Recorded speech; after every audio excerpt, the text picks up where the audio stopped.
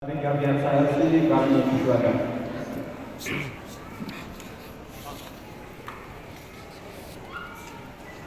Cek. Bismillahirrahmanirrahim.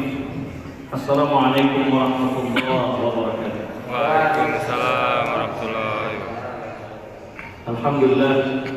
Wassalatu wassalamu ala Rasulillah Sayyidina Muhammad bin Abdullah wa ala alihi wa sahbihi wa man tabi'ahu wa mawala. Yang sama-sama kita muliakan guru kita tercinta Al-Habib bin Abdul Rahman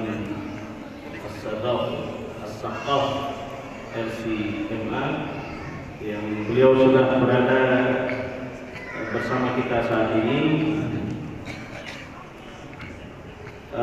Sebelum itu kita mesti tahu dulu. Sebenarnya kita sudah tahu, kita sudah sering melihat di sosial media. Kita sudah sering lihat di TV One guru kita ini. Dan ini adalah nikmat yang luar biasa.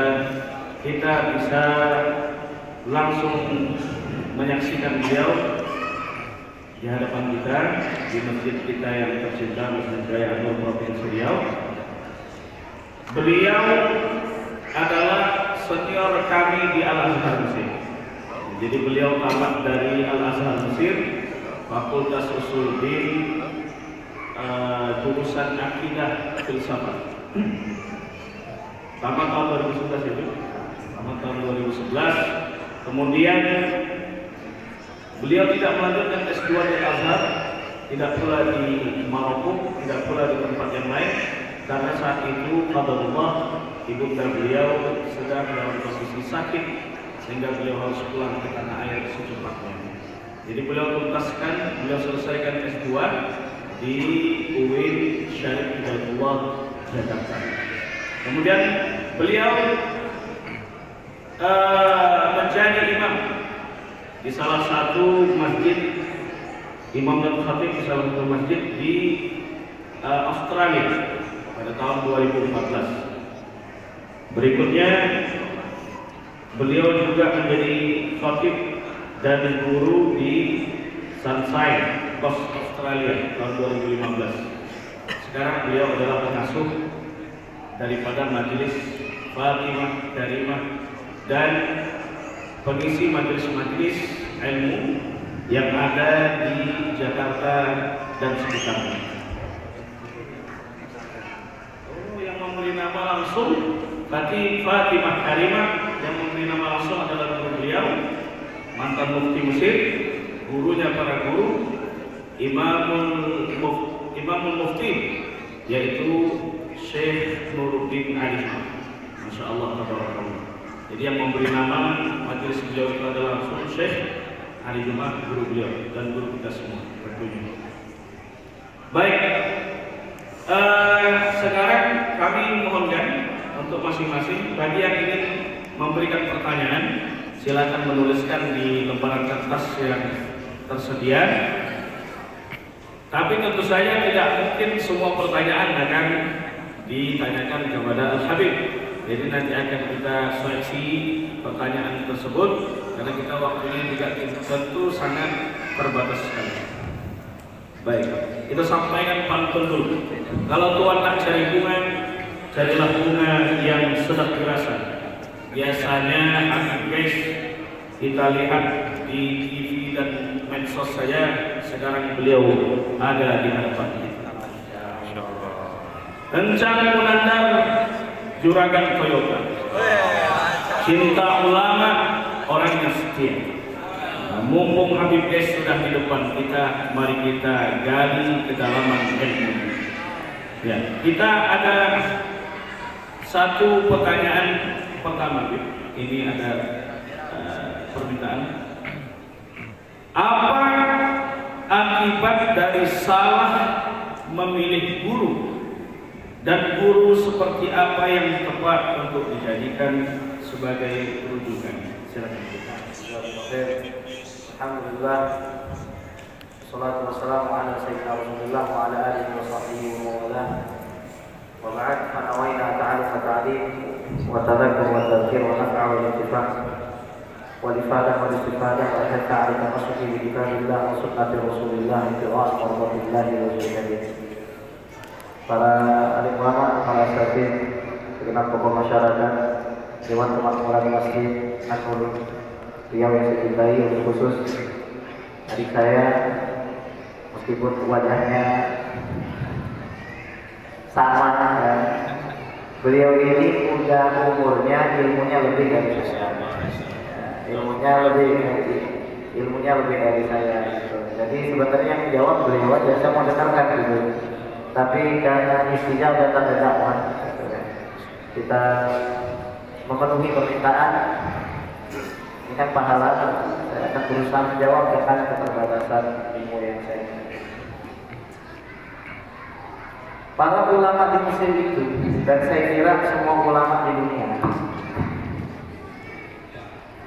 punya semacam pakem. Saya akan sebut satu kalimat, boleh yang tertulis. Nahnu la na'khudhu hadzal ilma min butunil Allah, walakin na'khudhu hadzal ilma bi suhbati ahli al-ahwa. Kami tidak mengambil ilmu itu dari lembaran-lembaran buku semata, tapi kami mengambil ilmu dari orang yang sudah merasakan.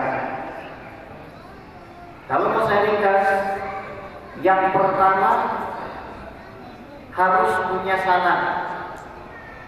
Sebagaimana tadi dalam khutbah saya sampaikan, orang Yahudi kebingungan mencari validitas ajaran agama saya mana yang benar. Kenapa? Karena gak ada guru yang sanadnya nyambung sampai Nabi Musa sejauh 1500 tahun atau 30 generasi. Ibnu Hazm juga mengatakan hal yang sama. Syekh Ali Jum'ah di dalam kitab beliau Ilmu Ushulul Fiqh wa Alaqatu bil Falsafah juga mengatakan hal yang sama. Artinya sanad ini harus bersambung, jelas gurunya, jelas pemahamannya. Yang mana sanad ini sebenarnya sudah disampaikan oleh Nabi Muhammad Shallallahu Alaihi Wasallam. Ya'milu hadzal ilm min kulli khalfin udulu yakuna anhu tahrif al-ghalib wa intihal al-mubtilin wa ta'wil al-jahili. Ilmu ini dibawa dari setiap generasi ke generasi oleh orang-orang yang adil, yang akan menghalangi agama ini dari penyimpangan, dari kebodohan dan penyelewengan. Sudah diwati-wati oleh Nabi Shallallahu Alaihi Wasallam. Inna Allah la yantazi'ul ilma intiza'an minal ibad walakin yakbidul ilm biqabdil ulama hatta idza lam yabqa aliman ittaqadun nas rusan juhalan fa'aftau fasu'ilu fa'aftau bighairi ilmin fadallu wa aqallu. Itu di belakang Buya Surban.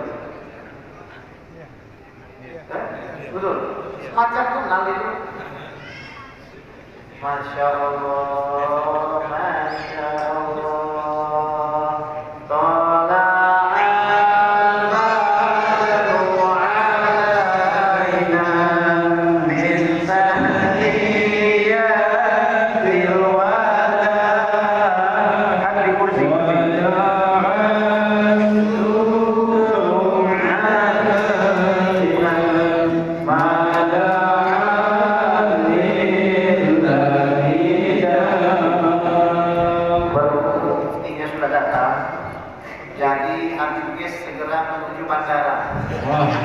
Assalamualaikum warahmatullahi wabarakatuh.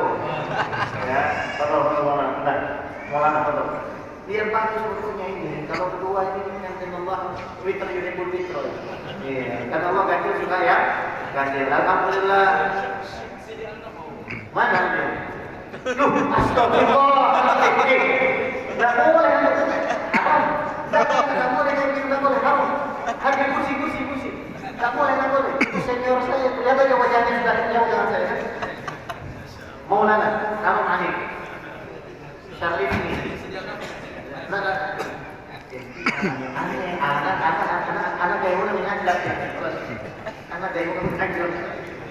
Ada beda. Tulisnya.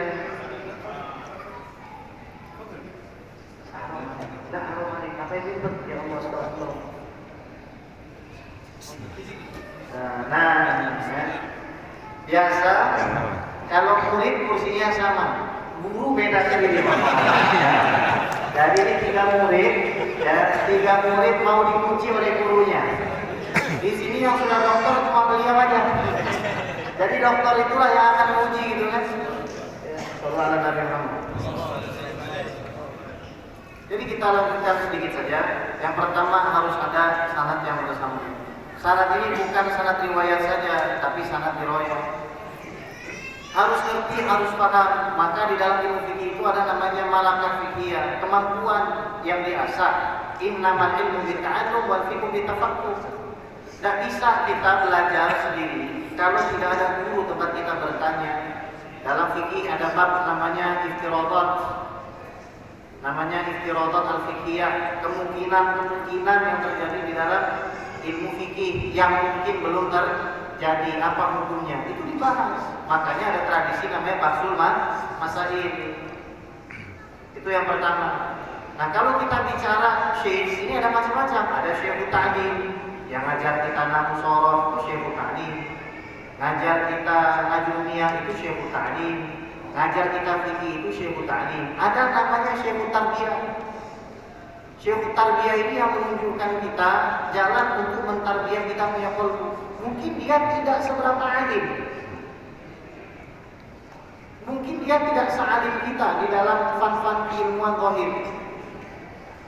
Mungkin dia tidak seluas pengetahuan kita, tapi pemaknaan di dalam ilmu sholat, kemudian di dalam puasa, mentarbiyah kita punya hati. Yang mana cirinya?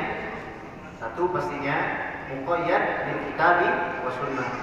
Jadi zaman sekarang banyak aliran tasawuf jadi-jadian. Anak mursyid, anak baca kitab di majelis itu At-Thariq ilallah, jalan kepada Allah. Kitab tasawuf, tapi dari awal anak disclaimer. Lastu syaikhan. Kita semata-mata hanya qiraat membaca perkataan para ulama. Makanya Syekh Al-Imam bilang ini, man tasaddaqa qabla ayata'allam kama tasabbaba qabla ayatahasram. Apa itu artinya?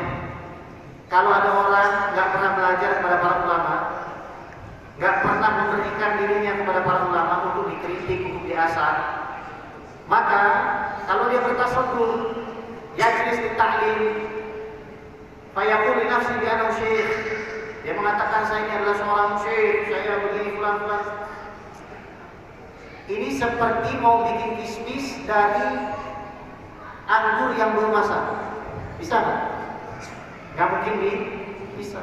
Untuk bikin kismis itu anggurnya harus masak. Kemudian nggak mesti juga penampilan zahirnya jenggotnya panjang.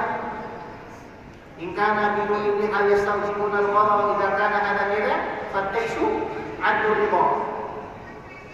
Kalau dengan jenggot panjang itu dikatakan guru, maka kambing lebih pantas jadi seorang orang guru. Ada lagi yang namanya syekhul futuh. Futuh itu bisa di dalam fan ilmu yang sederhana seperti nahwu. Tadinya kita nggak paham, ketemu beliau jadi paham, yang membukakan pintu. Tapi ada syekhul futuh di dalam urusan rohani yang jelas tidak boleh melanggar daripada syariat. Maka Syekh Ali Jumat mengatakan namanya tasawuf, at-tasawuf yazulu ma'u takalluf wa la yusqitu taklif. Hilang rasa beban di dalam diri kita ketika beribadah. Kalau kita bangun untuk malam hari sholat malam, AC 16, awal-awal mesti gini, tapi kita lawan itu. Lama-lama yang namanya takalluf, beban seperti itu akan hilang. Akhirnya berubah menjadi apa? Nikmat. Tapi taklifnya tidak hilang. Nah, zaman sekarang ada orang mendakwa wali malam matian. Itu bukan malam mati. Maka harus hati-hati mengambil guru itu. Jangan la naktafi bil madhhab. La yuktafuna bil madhahir. Enggak mesti dengan apa namanya? Dengan penampilan yang wah, dengan jubah. Saya peringatkan jangan sampai tertipu. Ada kisah lucu juga di zaman Nabi Sulaiman alaihissalam itu ada burung. Ini hikmah ya. Burung ini mau minum, tapi ada anak kecil. Dia bilang kalau saya minum nanti mata saya dilempar batu.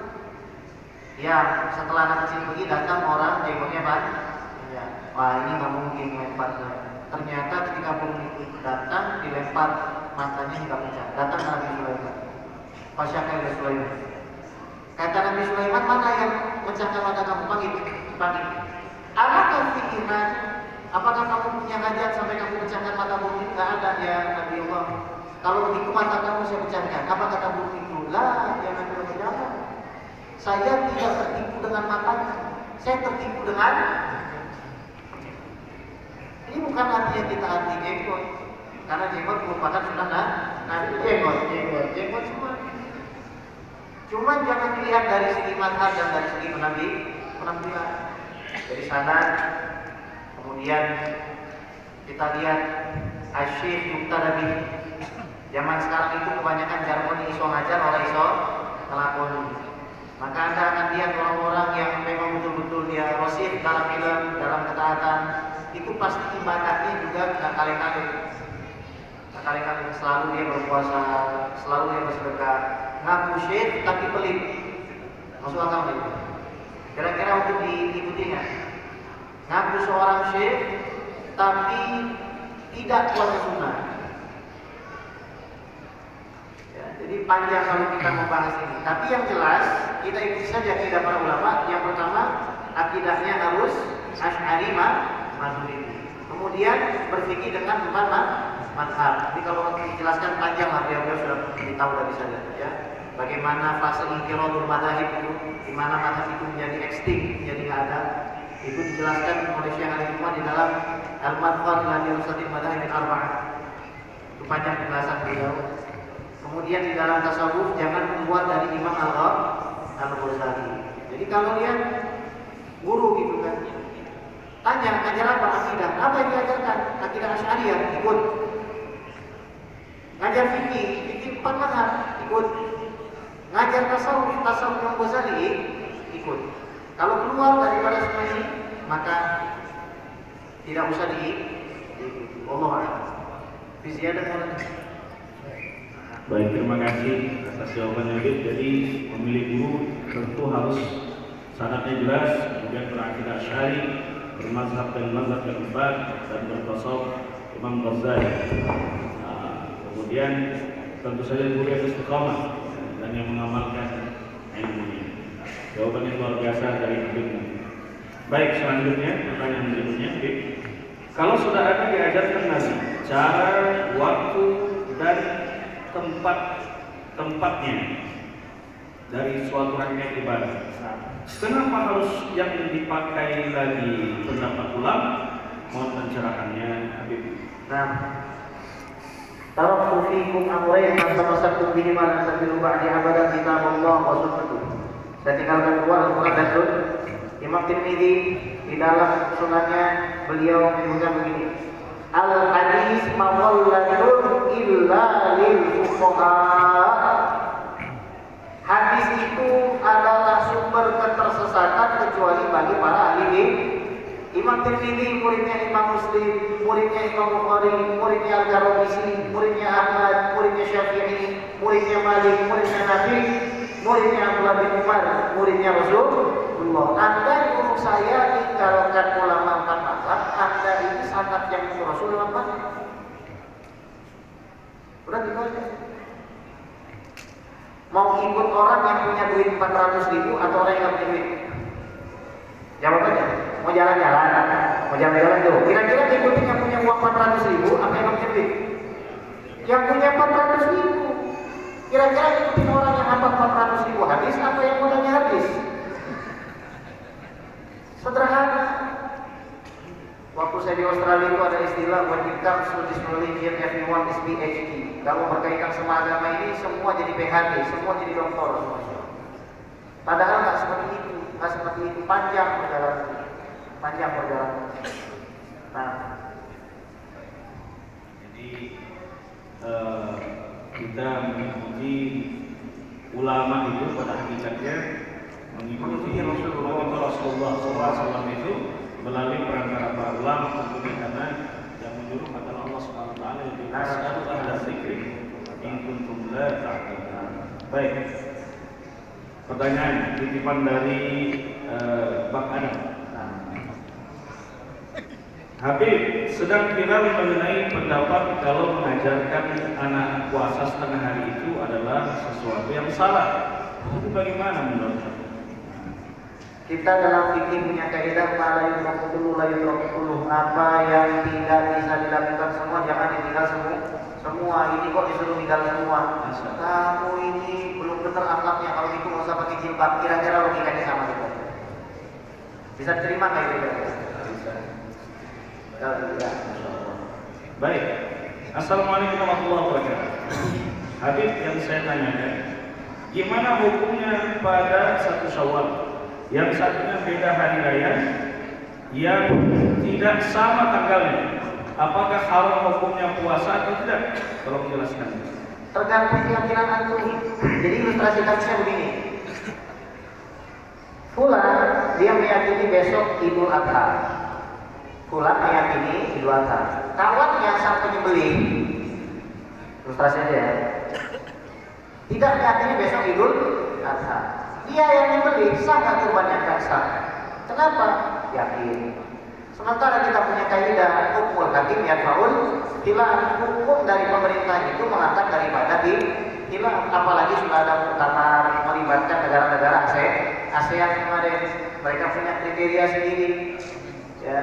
Tapi kalau misalkan begini, kalau misalkan ada orang masih mau mengikuti organisasi tertentu, ya laha kasabat walakum maka satu orang amatan yang silakan aja kalau mereka mau seperti itu. Akan tetapi yang paling aman adalah kita mengikuti pemerintah. Jadi Anda mengikut siapa? Itu berpulang kembali kepada Allah. Baik, jadi Ra'ul Hakim yarfa'ul khilaf. Hukmul Hakim yarfa'ul khilaf. Bahwa mengikuti pemerintah itu mengangkat semua perbedaan-perbedaan yang terjadi di kalangan kita, agar kita lebih selamat ikut pemerintah. Terima kasih atas. Baik, pertanyaan berikutnya. Assalamualaikum warahmatullahi wabarakatuh. Sehat selalu Ustaz dan keluarga, teruslah berdakwah. Amin. Ustaz, saya mau bertanya, bolehkah di dalam sholat kita pas membaca sholawat Nabi dengan menggunakan sayyidina? Pertanyaan kedua, benarkah kita yang berdosa ini akan dimandikan di dalam neraka dulu walaupun kita sudah bertaubat? Nah, yang pertama, ibadah itu tidak bisa dirubah-ubah kalau kaitannya dengan syarat rukun sebab yang sudah ditentukan oleh syariat. Syaratnya kita sholat menghadap kiblat. Zaman sekarang orang sholat bersawat masih aja dianggap sah. Bilangnya begitu. Sholat fardu ya. Kalau sholat sunnah kan kita boleh ngadep mana aja, apalagi lagi duduk. Kemudian sebabnya kita berpuasa atau sebab berpuasa. Terbitnya apa? Itu sebab. Ya, dalam ilmu usul fikih sebab namanya. Apalagi zaman sekarang ada yang mengatakan kalau kita dengar azan masih pegang makan boleh terus makan. Di Jakarta Selatan itu azan total saya hitung 11-12 menit. Karena sautan. Enak sekali kalau kayak begini, makan aja dia terus. Padahal orang ini salah tafsir, karena Nabi SAW yang menjelaskan sendiri bahwa azan pertama azan Sayyidina Bilal di malam hari untuk membangunkan orang sholat. Azan yang kedua adalah azan Abdullah bin Umi Maktum, itulah azan subuh. Nah, makanya di sini kalau bukan kaitan dengan syarat rukun dan sebab, maka boleh berinovasi. Contoh, ada sahabat Nabi lagi tidak Rabbana lakal hamdu hamdan katsiran thayyiban mubarakan fi. Nabi tanya setelah salat, man qalaha falam yakun illa khairan. Yang ngomong tadi nggak usah takut, dia nggak mengatakan sesuatu yang baik. Saya ya Rasulullah, catatan pertama Nabi nggak pernah ngajarin. Oke? Dua, ini di dalam sholat. Oke? Tiga, ibadah. Justru mendapatkan afirmasi dan pujian. Ro'aitu 30 malaikat yang tadi itu ayu yang Tuhan. Saya melihat ada 30 malaikat yang ada hadis riwayat Imam Tirmidzi, ada sahabat Nabi di Kuba kerjanya ngapain? Di dalam sholat bacanya kulhu baru yang lain. Padahal dalam ilmu qiraat ini namanya tamyiz. Anda baca kulhu harusnya setelahnya baca al-Fatihah, harusnya setelahnya baca An-Nas. Kalau Anda baca kulhu terus Anda baca al-Kasrah itu ada tamyiz namanya. Bukan santis, kalau santis itu tamyiz, itu khilaful Allah itu. Tapi ada sahabat Nabi baca kulhu aja, kulhu surat sampai kami protes imma antaqra biha atau taj'al wa taqra bi suratin ukhra. Kamu baca aja ini kulhu atau baca surat lain. Wallahi inilah ada. Demi Allah saya nggak mau tinggal. Datang Nabi diagukan, Nabi tanya, kenapa kamu bikin begini? Li'anni uhibbul ikhlas, karena saya cinta surat al-ikhlas. Afirmasi dari Nabi, bukan iya atau kalau jannah. Cintamu kepada ikhlas memasukkan kamu ke dalam surga. Perkara saya bilang, ini kan Nabi sendiri yang isbat. Satu, ana sayyidu waladi Adam yaumil qiyamah wal fadl. Saya adalah tuan anak Adam di hari kiamat tanpa saya mengatakan ini. Sayyid. Nah, kalau ada hadis palsu la tusayyiduni fi shalah, salah. Karena kalau memang ada hadis itu redaksinya mesti la tusawwiduni fi shalah. Bukan la tusayyiduni fi shalah. Maka batal mutlak balas. Nah, dan juga di dalam Al-Quran Allah saja tidak pernah menyebut nama Muhammad secara langsung. Semua Dengan ya ayyuhan nabi atau ya Pertanyaan berikutnya, Habib, apa hukum di pandangan agama Islam menuntut ilmu jauh dari orang tua sampai meninggalkan orang tua bertahun-tahun? Rasulullah itu pernah datangi seorang mau berjihad, ditanya, kamu masih punya orang tua? Dua-duanya atau salah satu? Udah, kamu pulang aja, berbuat baik sama orang tua. Kalau kamu menuntut ilmu, terus harga yang harus kamu bayarkan adalah tangisan ibumu sendirian di rumah, tak berkah ini. Gimana bisa berkah? Ibu itu ya, ibu dan bapak ini. Kita mau makan, terus kita tanya, ibu sudah makan? Apa jawaban ibu kita? Pasti sudah. Padahal ibu kita belum makan. Jadi Sayyidina Uwais Al-Qarni ini tidak pernah ngaji kan kayak para sahabat yang lain. Tapi jadi tabiin rasa sahabat. Gimana tuh nasi putih rasa nasi goreng gimana kira-kira? Tabiin, tapi rasa sahabat. Kenapa bisa futuh? Birrul walidain. Tapi birrul walidainnya beneran. Sayyidina Uwais Al-Qarni itu ngangkat lembu. Antum di ngaji enggak? Di rumah tidur-tiduran main FF sama Mobile Legends, terus nyohor di luar dari. Ini yang jadi masalah, jangan nyohor. Kalau misalkan kita mau bakti sama orang tua, bakti aja sama orang tua, nggak bakalan cerita penutup aja ini sebagai biar semangat. Saya punya saudara jauh nih, seorang Habib, sampai umur 50 tahun belum nikah. Alasannya kenapa? Ngurusi ibunya. Begitu dia menikah dengan gadis cantik umur 20 tahun. Saifah. Ini berkat birrul walidain. Buat apa begitu banyak hadis soal birrul walidain itu? Terlalu banyak kalau kita sampaikan di sini. Nah, jadi jawabannya jelas ya. Orang tua harus didulukan. Nah, baik, terima kasih. Pertanyaan berikutnya ini dari generasi muda. Apa kiat-kiat istiqomah bagi pemuda yang selalu terjebak dalam kemaksiatan? Nah, satu mujalah satu solihin, harus duduk sama orang soleh. Alhamdulillah Riau ini dalam satu generasi langsung tumpah ulamanya gitu. Ustaz Alaf pulang, Ustaz Henry pulang, Ustaz Hanafi pulang, Ustaz Hasbullah pulang, semua belakang. Ini geng kita semua. Langsung numpuk. Kalau UAS itu singkatan Ustadz Amal Soleh. Ya, Ustadz Amal Soleh ini kan di atas kita, ya kan?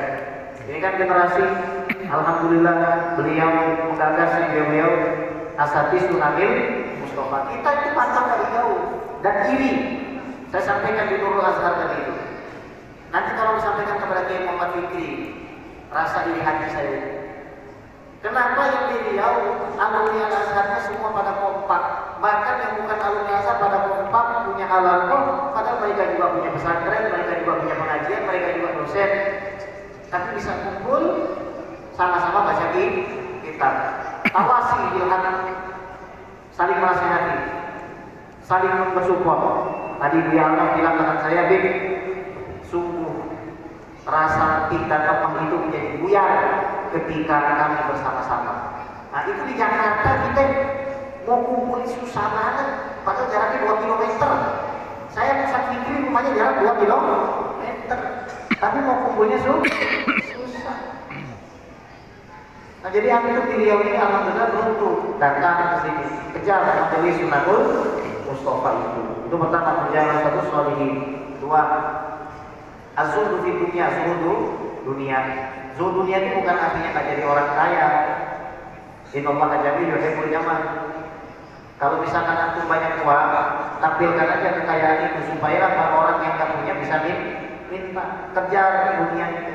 Cari sibukkan dirimu untuk mencapai potensi bisnis yang terbaik. Nabi kan seperti itu.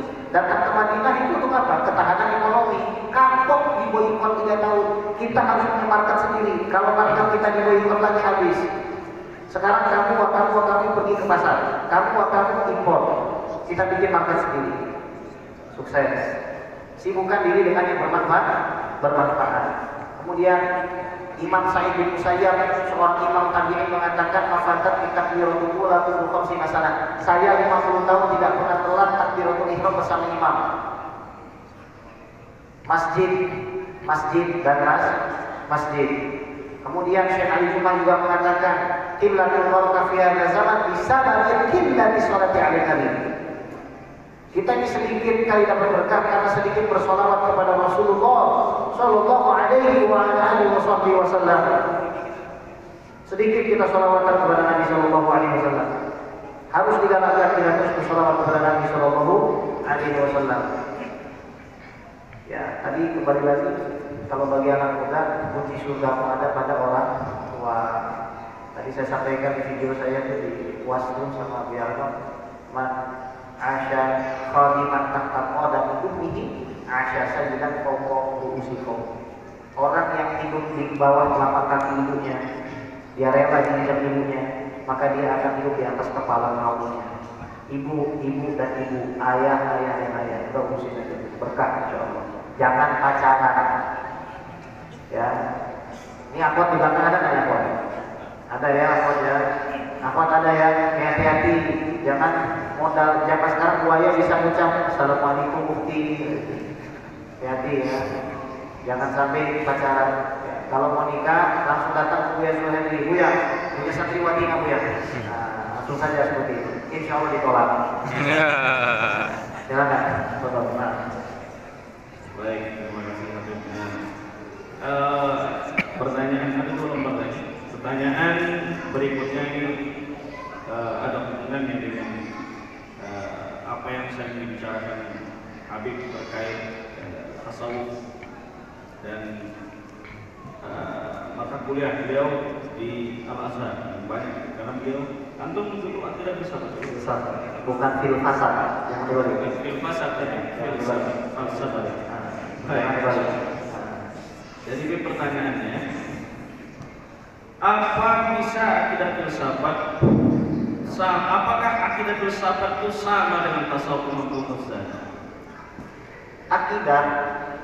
Syekh Ali Jum'ah itu mendefinisikan akidah kullu ma ya'qidul insan qalbahu jaziman bihi.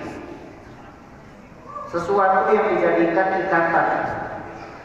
Ini tali kita pakai buat ikat. Talinya itu namanya akidah, tapi catatannya talinya harus kencang. Amantu billah, akidah. Amantu bi Rasulillah, itu akidah. Bukan akidah contohnya. Amantu billah. Nanti dulu ya, saya mikir-mikir dulu Allah ada apa? Orang akidah. Itu akidah. Jadi mahmaka atau bilang meskipun batil, karena orang yang batil juga punya akidah. Contoh orang Syiah punya keyakinan bahwa nanti imamnya akan keluar di akhir zaman setelah imam ke-12 yang meninggal. Ternyata nggak keluar dulu, keluar imamnya. Nanti imamnya akan membalas dendam kepada Sayyidina Abu Bakar dan Sayyidina Umar. Itu akidah yang batil. Mereka cuma yakin sampai mukul-mukulin badan, berdarah-darah, ya, sampai melaknat dalam mulut mereka itu melaknat kepada Sayyidina Abu Bakar, Sayyidina. Gimana bisa mereka melaknat? Sementara Allah berfirman dalam Al-Quran, la tahzan innallaha ma'ana. At-Taubah 40 itu aqwat dalil, aqwal adillah li subuti syarafi Abi Bakar radhiyallahu. Tanya ini yang kedua dari dua orang. Saya tanya, siapa orang kedua dewasa yang beriman? Abu Bakar. Siapa orang kedua yang hijrah bersama Rasulullah? Abu Bakar. Yang menggantikan Rasulnya di imam? Abu Bakar. Yang jadi khalifah setelah Rasul? Saya tanya pada yang terakhir, yang dimakamkan di samping Nabi. Ini mujizat Quran. Tanya ini, innallaha ma'ana.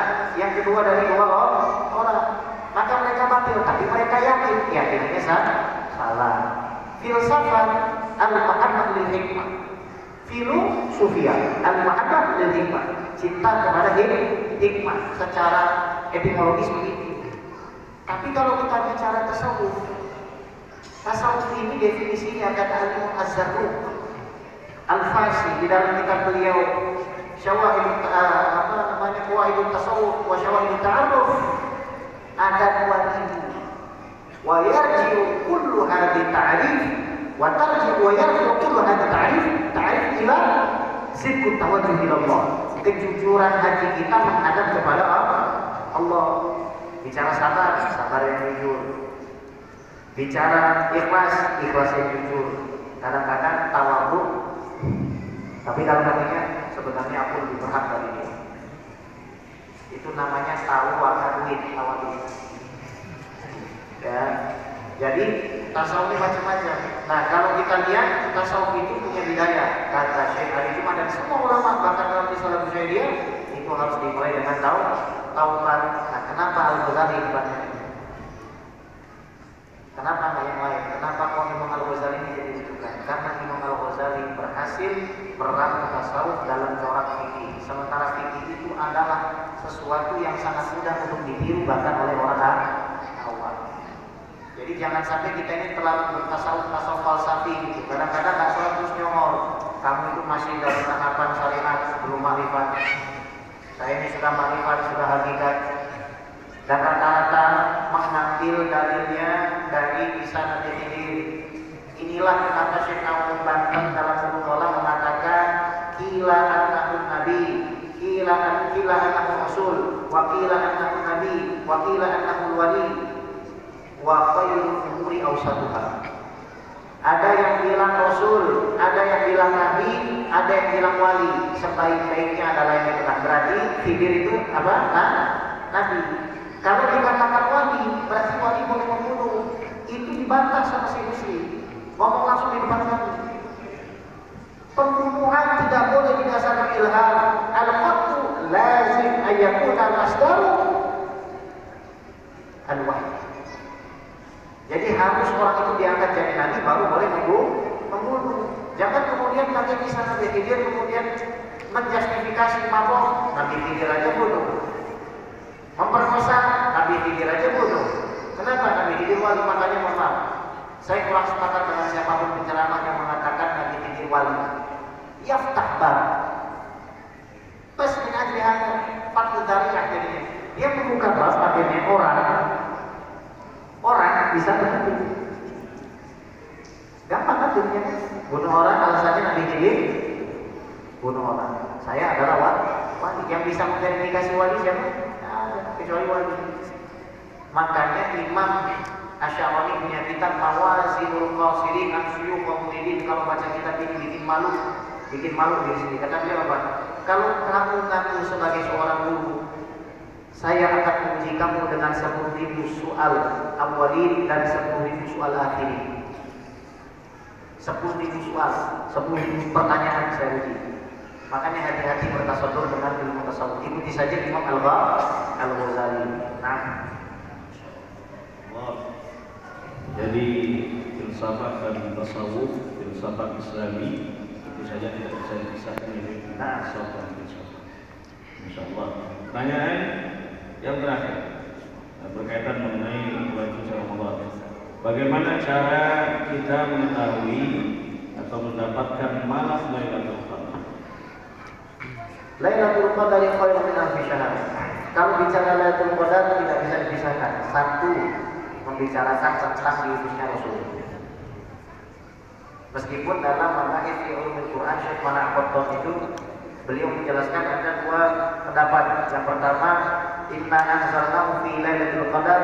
Ini pendapatnya dari langit ke Baitul, dari Allah Subhanahu wa taala ke Baitul Izzah di langit dunia. Satu kali. Ini pendapat pertama, Abdullah bin Abbas dan beberapa sahabat. Kemudian pendapat kedua Siti Aisyah mengatakan Iqra bismi rabbikal ladzi khalaq, itu inna anzalnahu fi lailatul qadar. Tapi intinya adalah kita tidak bisa memisahkan itu dari istighfar Rasulullah SAW. Ini yang ingin saya sampaikan lebih dahulu. Kalau bagaimana caranya?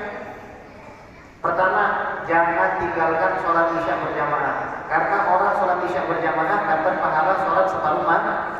Kedua, sholat subuh berjamaah. Ada ulama seperti Al-Mubarakfuri dalam Tuhfatul Ahwazinya, beliau menjelaskan. Jadi bukan cuma untuk mendapatkan keistimewaan sholat subuh berjamaah mendapatkan pahala seluruh malam, harus diiringi dengan sholat isya. Jadi nggak bisa sholat subuh aja berjamaah, isya berjamaah, subuh juga harus, baru dianggap melakukan sholat seluruh malam. Kedua, siapkan duit. Ingat Lailatul Qadar lebih baik dari 1000 bulan. 1000 bulan itu 2,5 miliar 60 juta detik. Jadi kalau Anda kasih takjil, catat nih, kasih takjil itu tukeran. Ini takjil antum, ini takjil anak. Bukan punya anak, punya masih nganggur. Tapi anak bilang sama beliau, kita tukeran ya, ini hadiah. Oke. Modalnya tukeran, modal tukeran ya, modal tuh. Oke. Kalau pas Lailatul Qadar tukeran takjil, lillahi ta'ala, itu lebih banyak dari memberi 2,5 miliar orang. Berarti lebih banyak dari 2,5 miliar kali puasa. Satu kali puasa kata Nabi, man shoma yawman fi sabilillah ta'ala ta'ala wajhahu 'anil nar 70 khalifah. Muttafaq alaih, dijauhkan dari api neraka 70 tahun.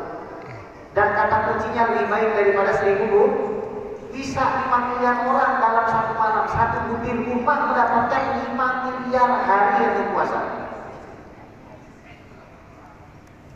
Kata namun, apakah Anda akan tidur? Enggak, keluar dari jalan. Keluar bagikan buru Lailatul Qadar. Tandanya satu, malamnya tidak panas dan dingin. Dua, tenang. Tiga, mataharinya itu laisa lahu syu'a, enggak ada warna kuning, warnanya putih di pagi hari. Iltamisu fi asyawafir. Jadi cari di 10 hari terakhir atau di malam lagi. Kenapa mau 17 Ramadan usul Quran? Itulah khilaf para ulama mengatakan yang 17 Ramadan itu turun dari Allah kepada langit dunia. Allah a'lam. Jadi sisanya dipisah-pisah. Nah, Masya Allah, kalau seandainya diberitahu kapan malam Lailatul Qadar oleh Nabi, tentu kita akan melaksanakan ibadah di malam itu saja ya. iya. Jadi kita tinggalkan malam-malam selain daripada itu. Nah, apa juga? Kalau dapat malam itu juga apa? Rahmatullah wasi'an. Iya, rahmatullah luas. Kalau Allah menyebutkan kamu masuk surga gara-gara satu malam ini, udah jadi. Mudah-mudahan kita bisa semuanya mendapatkan rahmat serta malam Lailatul Amin. Qadar. Terima kasih atas segala penjelasan. Banyak sekali ilmu yang kita dapatkan pada kesempatan kali ini. Dan mudah-mudahan ini tidak pertemuan kita yang terakhir dengan Habibna. InsyaAllah berikutnya Habib jangan sampai bosan-bosan menjadi kami. Saya takut Ustaz Almas dan Bu Yudul Hendri bosan. 2 bulan yang lalu dan panggil saya, sekarang panggil saya lagi. Bosan ini jangan-jangan ini nanti. Kalau saya tak bosan, biarkan ketiga ini. Apa lagi? Nah, itu pasti. Terima kasih. Ya, jadi kita cukupkan sampai sekian. tanya jawab yang luar biasa ini, dan mudah-mudahan ada kesempatan di lain waktu kita adakan agenda tabligh akbar sekaligus tanya jawab juga dengan Habib Gesh bin Abdurrahman As-Sakhaf.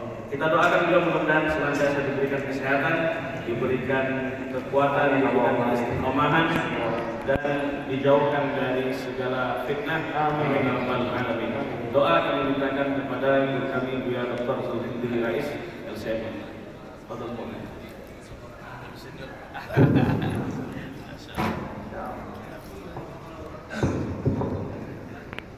Ada hadis di Al-Fatihah.